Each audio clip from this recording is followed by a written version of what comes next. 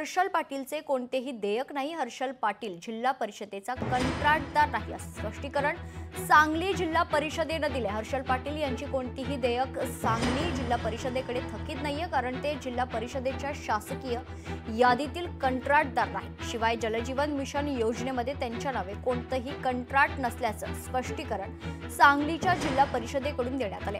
मात्र जलजीवन मिशनची 19 कोटींची बिलं जिल्हा परिषद स्तरावर प्रलंबित आहेत आणि 20 कोटींची बिलं घटस्तरावर तयार होत आहेत, अशी देखील माहिती जिल्हा परिषद प्रशासनाकडून देण्यात आली।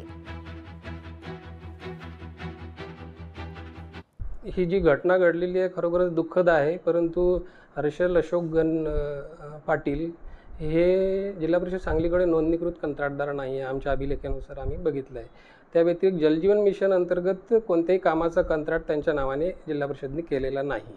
त्यामुळे त्यांची या जिल्हा परिषदकडे देयके थकीत असण्याचा काही प्रश्नच उद्भवत नाही। जी कामं झालेली आहे, ज्यांची देयकं आमच्याकडे आलेली होती, ती सगळ्यांची तांदूळवाडी परिसरातली त्या गावाची देयकं दिलेली आहे। लोकशाही मराठी ऐका, पहा, जागरूक रहा।